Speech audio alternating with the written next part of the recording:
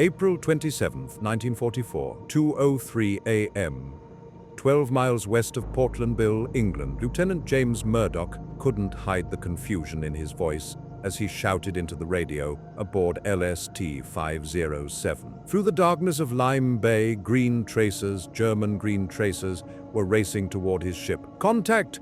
Contact! Enemy vessels closing fast! But this was supposed to be a training exercise, a dress rehearsal, Exercise Tiger, they called it. The beaches of Normandy were still 6 weeks away. The young soldiers packed below deck, 600 men per ship, thought they were practicing for war. What they didn't know, what none of the 30,000 men scattered across the Devon coast could have imagined, was that the Germans were watching, waiting, and in the next 30 minutes, a training mission would transform into one of the deadliest disasters in American military history. A disaster so catastrophic, so embarrassing, that it would be buried under layers of secrecy for decades. Families would be lied to, survivors would be threatened with court-martial, bodies would be hidden in mass graves. By dawn, 749 American servicemen would be dead.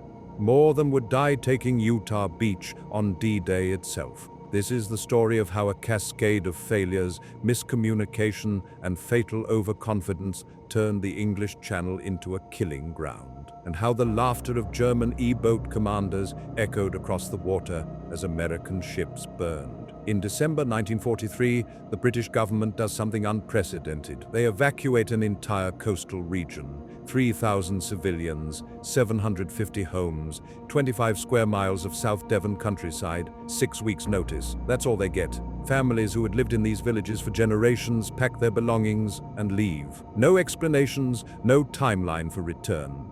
Just a polite but firm order from His Majesty's government. The reason? Slapton Sands. This stretch of beach, with its shingle shore backed by cliffs and a freshwater lake, bears an uncanny resemblance to a beach in Normandy, a beach the Americans would soon call Utah. By January 1944, this becomes one of the most secret places on Earth. Roadblocks, armed patrols, censorship of all mail.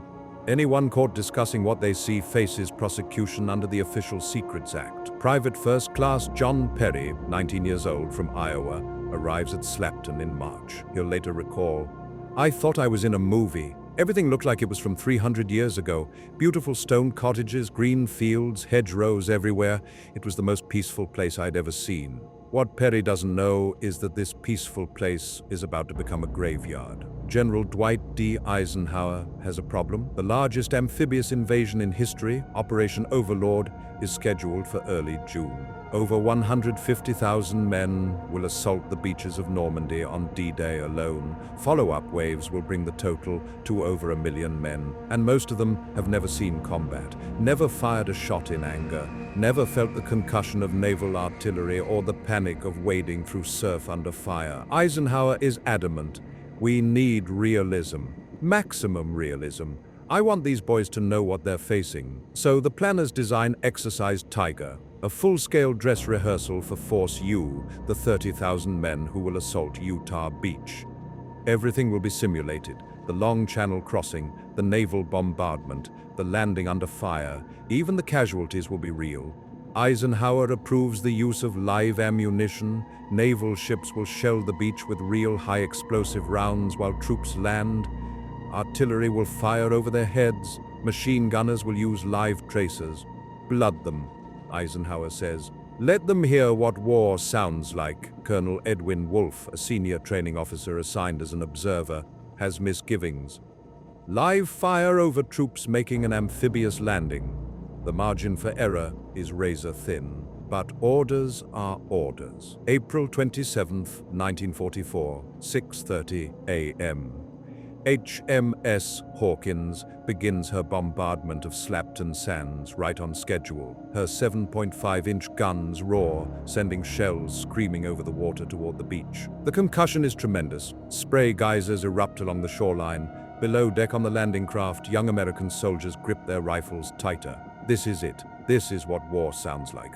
But there's a problem. Admiral Don P. Moon, commanding the naval forces, has decided to postpone H-hour, the landing time, by 1 hour. Not all the ships are in position. Better to wait, get it right. He sends the message at 6 a.m. But not everyone gets it. Some of the landing craft are already approaching the beach. Their commanders never received the delay order. They're following the original schedule, which means they're landing while the bombardment is still in progress. British midshipman aboard HMS Enterprise watches in horror as the landing craft stream toward the beach. He'll write in his diary that night, "Ceasefire was called at 8:15. But even before that, landing craft were driving for shore. Then we heard reports of casualties on the beach, direct hits. How many? Nobody would say. On the beach, chaos reigns.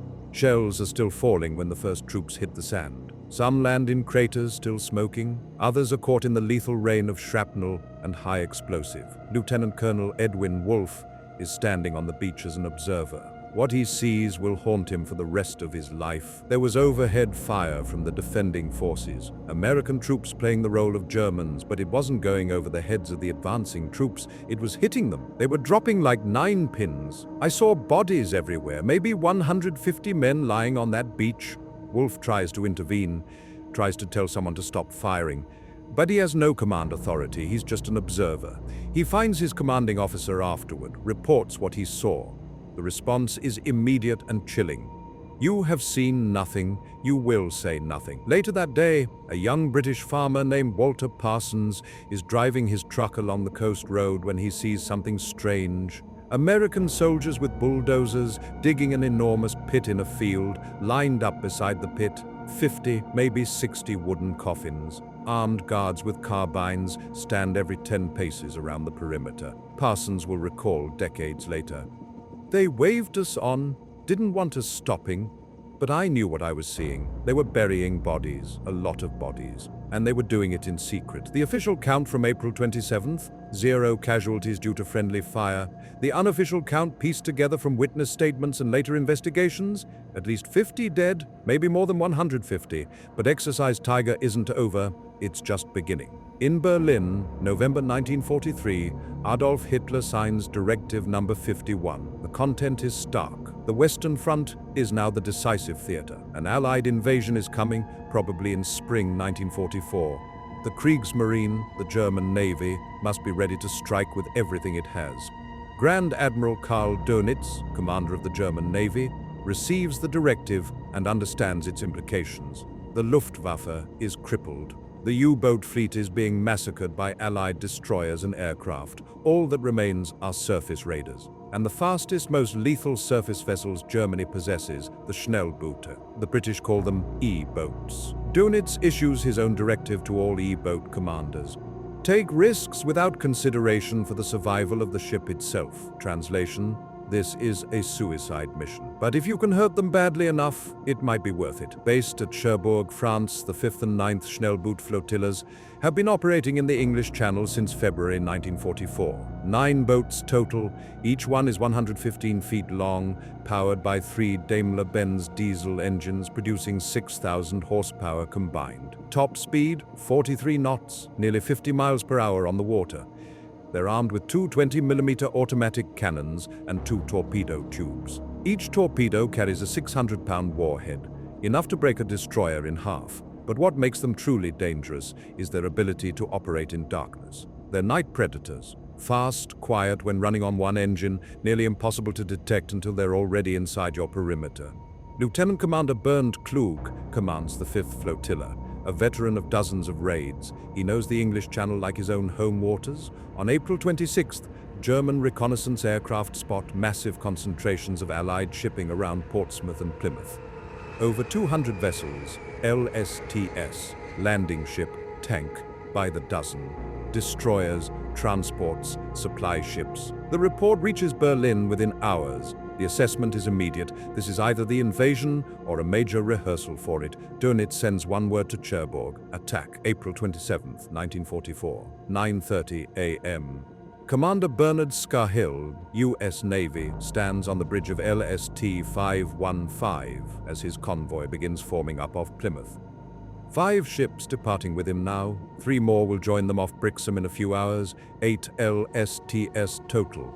Each ship carries approximately 600 men, soldiers of the 4th Infantry Division, engineers, medical personnel, plus 22 amphibious trucks, DUKWs, pronounced ducks. and numerous other vehicles, all fully fueled, all loaded with ammunition. The ships are floating bombs. But Scahill isn't worried. He has two escorts, HMS Scimitar, a destroyer, and HMS Azalea, a corvette. Both Royal Navy, professional, experienced crews. Plus, there's a defensive screen of patrol boats and torpedo boats around Lime Bay. Shore-based radar, plenty of protection. What Scahill doesn't know, what nobody has told him, is that HMS Scimitar won't be joining them. 2 hours before convoy T4 is scheduled to depart, HMS Scimitar collides with a landing craft in Plymouth Harbor. The damage isn't severe, just a dent in the bow really. Minor repairs needed. But protocol requires she return to dock. Can't sail with battle damage, even minor damage. The officer of the watch at Plymouth Command makes a note. HMS Scimitar delayed for repairs. Will not sail with convoy T4. He does not order a replacement destroyer. He does not inform Admiral Ralph Leatham, the overall naval commander. He does not inform Rear Admiral Don P. Moon, commanding Exercise Tiger. And he does not inform Commander Scahill aboard LST 515. The convoy sails with one escort instead of two. HMS Azalea, a corvette, 205 feet long, lightly armed, designed for anti-submarine warfare, not surface combat. Against E-boats, she's almost useless. There's another problem, a typo in the sailing orders. The Royal Navy escorts operate on radio frequency 1,850 kilocycles. The American LSTs have been told to use frequency 1,480 kilocycles. Lieutenant Commander George Geddes, captain of HMS Azalea, assumes the Americans are monitoring the same frequency he is. He never checks, never confirms, never actually communicates with Scahill before sailing. The Americans can't hear the British can't hear the Americans. They're sailing into danger with no way to communicate. April 27th, 1944, 10 p.m., 9 German E-boats slip out of Cherbourg Harbor. No lights, radio silence. Just the rumble of diesel engines and the phosphorescent wake trailing behind them. Lieutenant Commander Klug leads the 5th Flotilla, 6 boats, with orders to patrol the eastern half of Lime Bay. Lieutenant Commander Freiherr von Meerbach commands the 9th Flotilla, 3 boats, tasked with the western sector. The sea is calm, perfect hunting conditions. After months of rough weather that kept them in port, tonight the channel is like glass. They slip past Alderney, then turn north toward England. The British have patrol boats out, motor torpedo boats, armed trawlers. But the E-boats are faster, more maneuverable. They weave through the defensive screen like sharks through a fishing net. By midnight, they're in Lime Bay, and convoy T4 is steaming straight toward them. 12:07 a.m., April 28th. Shore-based radar at Portland picks up surface contacts, multiple vessels moving fast, heading north into Lime Bay. The duty officer sends a flash message. Suspected E-boats off Portland. All vessels in Lime Bay advised. HMS Azalea receives the message. Lieutenant Commander Geddes reads it, looks at his radar scope. Nothing. The E-boats are still too far away. He makes a decision.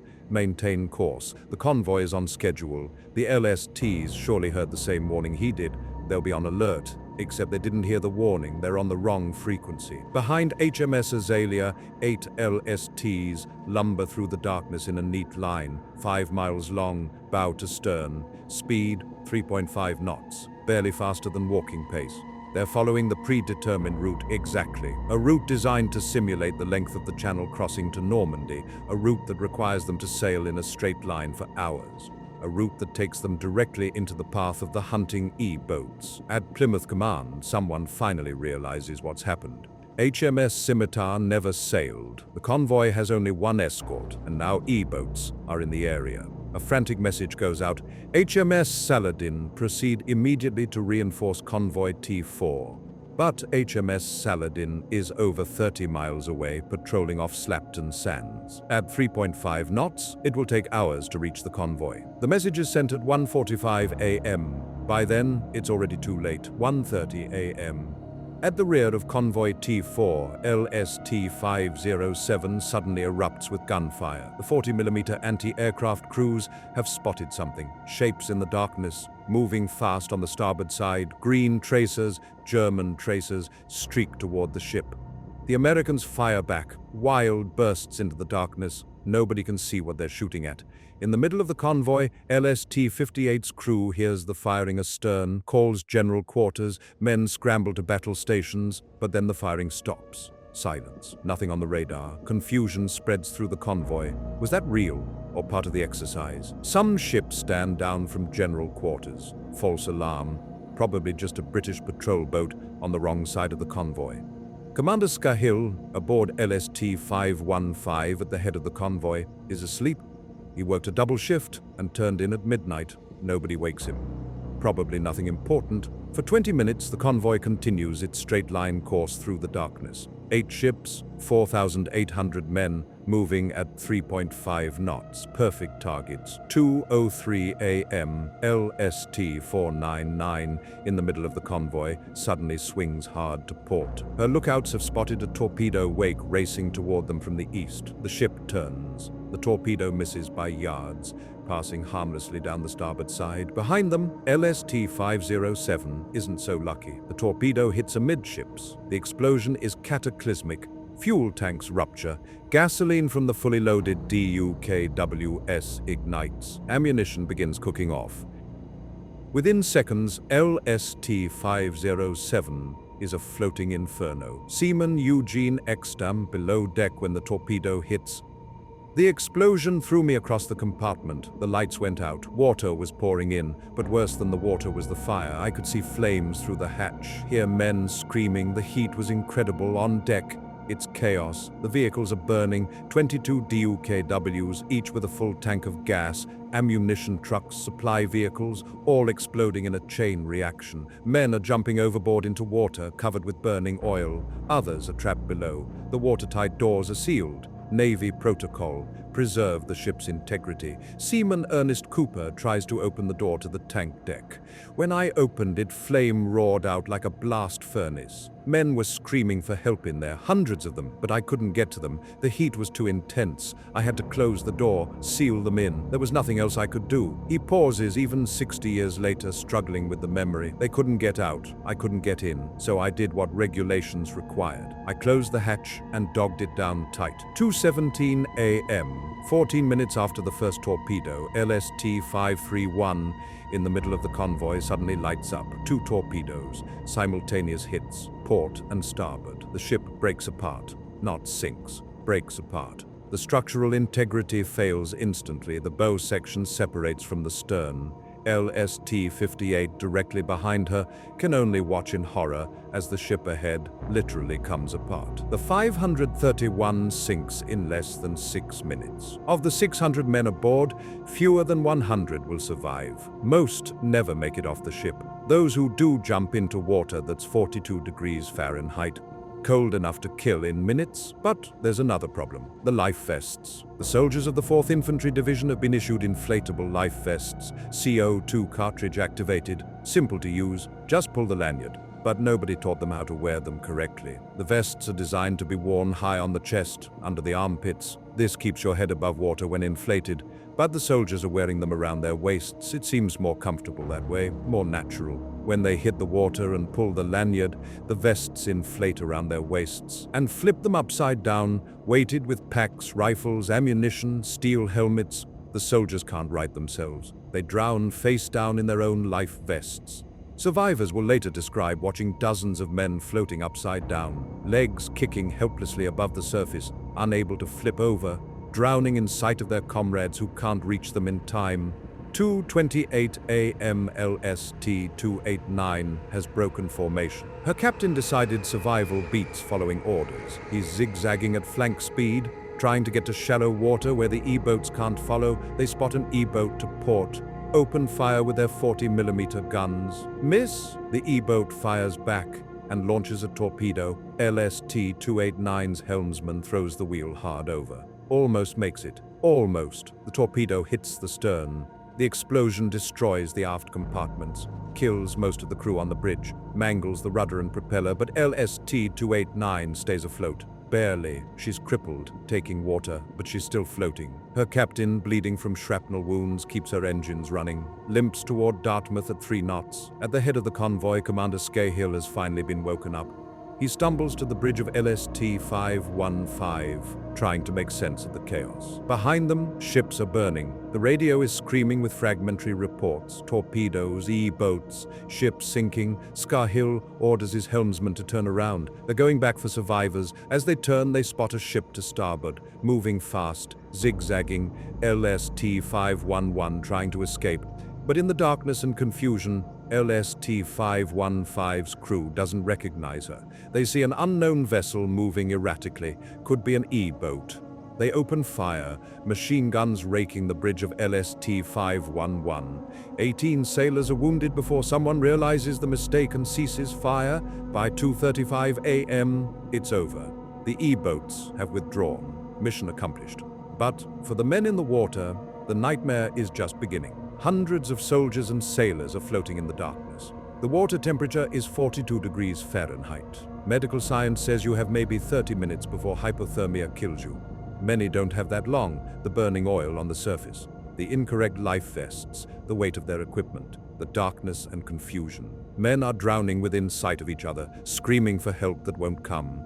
Private First Class John Perry floating in the darkness.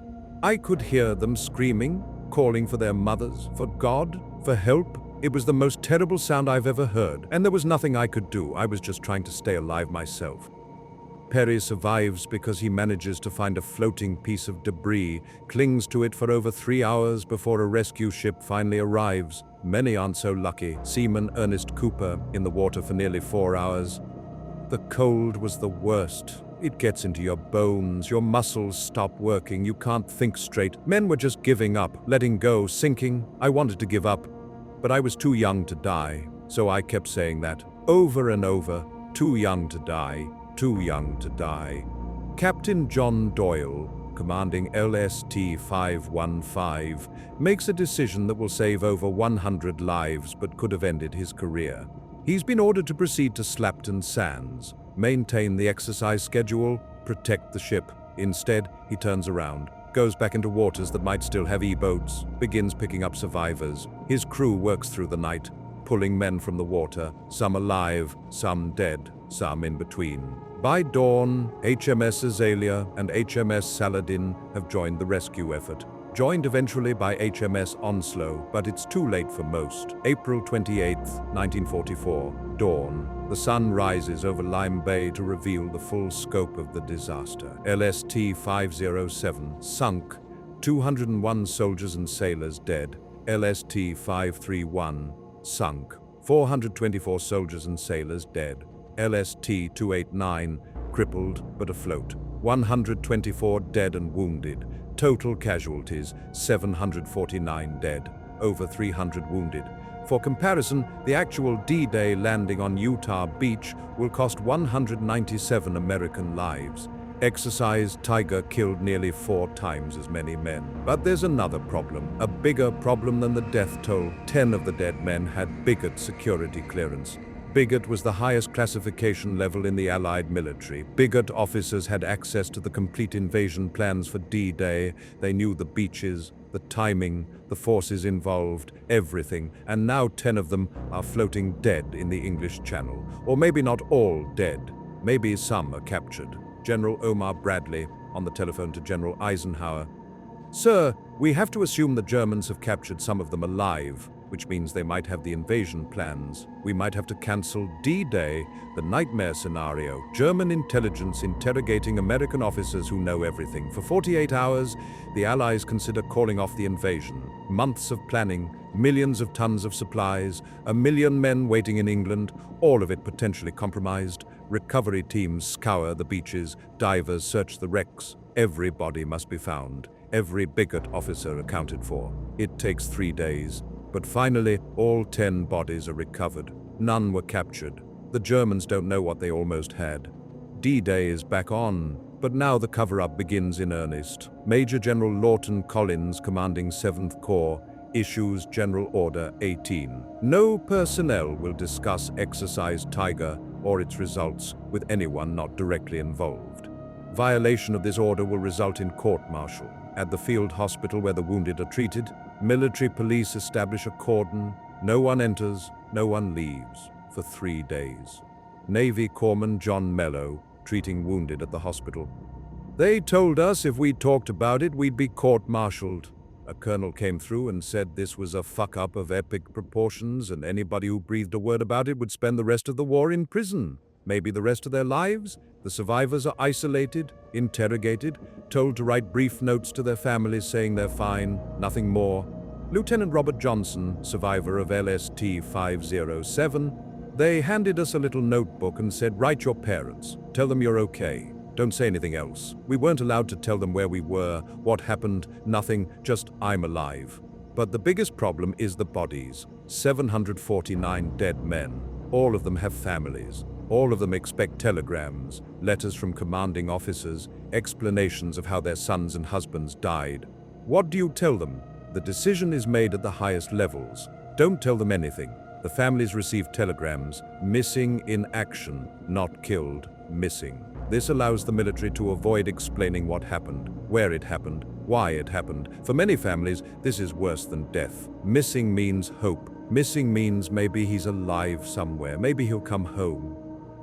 Private Dorothy Morrison, sister of Corporal James Morrison, lost on LST 531.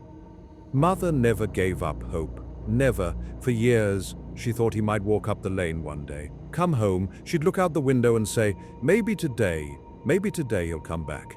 She died in 1958, still waiting, still hoping. The bodies themselves are transported at night to Brookwood Cemetery in Surrey. Military morticians work around the clock, embalming, preparing for burial. Sergeant William Reynolds, graves registration. We processed 262 bodies in 4 days. Most were drownings. You could tell by the look. But some had been in the fire. Those were worse. We handled them with as much dignity as we could. But it was an assembly line. Get them ready, get them buried, move on to the next one.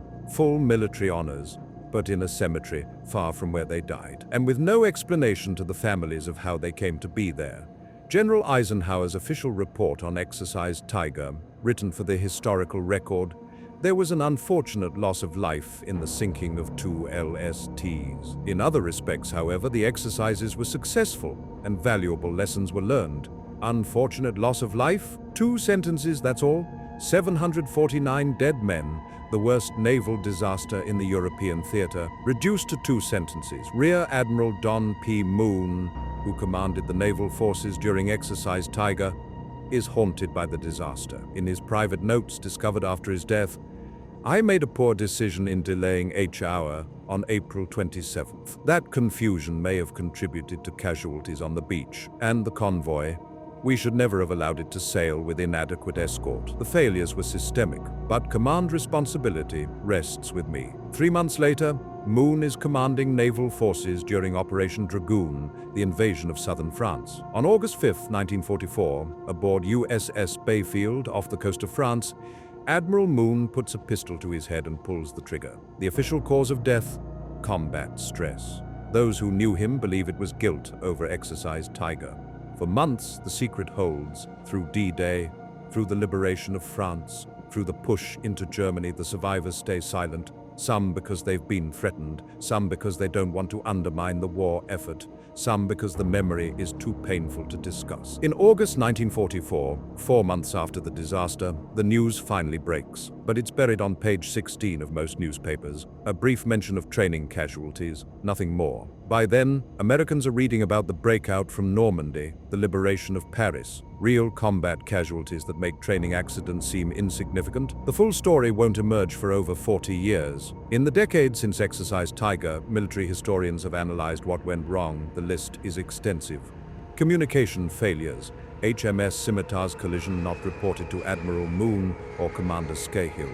No replacement destroyer assigned American ships on wrong radio frequency, unable to hear warnings. H-hour delay not communicated to all units. Plymouth Command taking 12 hours to realize convoy sailing with inadequate escort. Tactical failures. Convoy following straight line course for hours, speed of 3.5 knots, making ships easy targets. HMS Azalea positioned at head of convoy, unable to defend against attacks from sides. No contingency plan for E-boat attack ships, maintaining radio silence even during attack training failures. Soldiers not taught how to properly wear life vests, no hypothermia training for men going into cold water, no coordinated abandoned ship procedures, minimal communication between Army and Navy commanders, intelligence failures. Allied command knew E-boats operating from Cherbourg, knew they were most dangerous on calm nights, yet no special precautions taken for convoy sailing in known E-boat hunting grounds.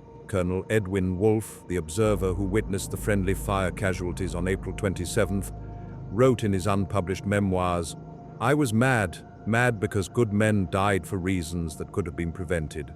Every mistake was predictable, every failure was avoidable, but nobody had the authority or the courage to stop the exercise and fix the problems. So men died. A lot of men died. What went right?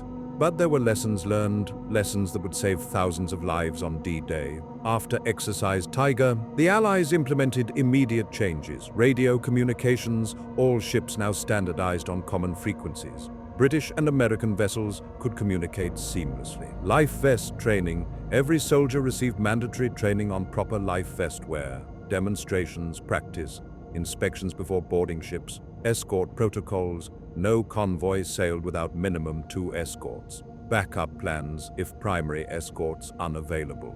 Better coordination between Royal Navy and US Navy. Hypothermia procedures, medical personnel trained on cold water survival, faster rescue protocols, better equipment for pulling men from water. Air cover, E-boats vulnerable to air attack. D-Day convoys would have constant air patrols day and night. Ship spacing, convoys no longer sailed in tight formation. Ships spread out, making mass torpedo attacks more difficult. Lieutenant General Omar Bradley, commanding U.S. ground forces on D-Day, Exercise Tiger was a disaster, but it may have saved more lives than it cost. We learned lessons that we applied on June 6th, and those lessons worked. June 6, 1944, Force U, the same units that suffered during Exercise Tiger, assaults Utah Beach. The troops wade ashore expecting the nightmare of Slapton Sands. Fire from the sea, confusion, chaos. Instead, they find a beach that's been pounded by accurate naval gunfire. Air cover overhead, clear communications, ships in position. The landing is nearly flawless, 197 casualties taking Utah Beach. Less than one-third the losses of Exercise Tiger. Private First Class John Perry, who survived both Exercise Tiger and D-Day. The real thing was easier than the practice. We knew what to do. We'd learned the hard way. And the Navy got us there safe. That's all we could ask. The lessons of Exercise Tiger, paid for in blood in Lime Bay, saved lives on the beaches of Normandy. For decades, Exercise Tiger remained the forgotten disaster. The families of the dead were never told the full story. Survivors kept their silence, many taking the secret to their graves. It wasn't until the 1970s that the truth began emerging. Historians uncovered classified documents. Survivors, now elderly, began speaking, finally breaking the silence they'd maintained for 30 years.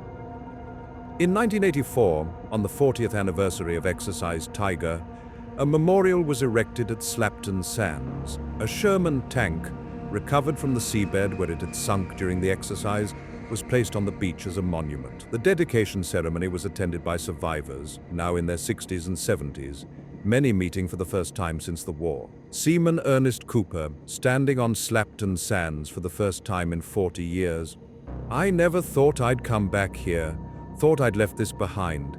But standing here, looking at that beach, those boys deserve to be remembered. They died in training, but they died serving their country. That deserves recognition." Today, the memorial at Slapton Sands bears a simple inscription: "To the memory of the officers and men of the U.S. Army and Navy who gave their lives during Exercise Tiger, the rehearsal for D-Day, which took place in April 1944. No mention of the cover-up, no explanation of the failures. Just a simple acknowledgement that they served and died. But the families know now. The world knows. The secret has finally been told. Exercise Tiger. 749 American servicemen killed, 300+ wounded, 2 LSTs, sunk 1 LST, severely damaged, 0 German casualties, 0 E-boats damaged. It remains one of the deadliest training exercises in American military history. A disaster born of communication failures, tactical errors, and fatal overconfidence. But those deaths were not meaningless. The lessons learned at Slapton Sands saved lives on D-Day. The mistakes made in Lime Bay were never repeated in Normandy. 749 men died so that thousands could live. That is their legacy. That is why we remember. In 1994, on the 50th anniversary of D-Day, the remaining survivors of Exercise Tiger held a final reunion at Slapton Sands. Only a handful remained. Men in their 70s and 80s, some in wheelchairs, some using canes, all bearing the weight of memories they'd carried for half a century. John Perry, now 75 years old, stood on the beach where he'd watched his friends die. For 50 years I couldn't talk about this, couldn't tell anyone what we went through, but now I'm glad the story's out. Those boys deserve to be remembered. They were heroes. They just never got the chance to prove it. The last survivor of Exercise Tiger, Eugene Exton, died in 2016 at the age of 93. With his death, the final living memory of that terrible night in Lime Bay passed from living testimony to written history. But the story endures. The story of how a training exercise became a disaster. The story of how 749 young men died in the darkness of the English Channel, far from home, their sacrifice hidden for decades. The story of Exercise Tiger, the story of Slapton Sands.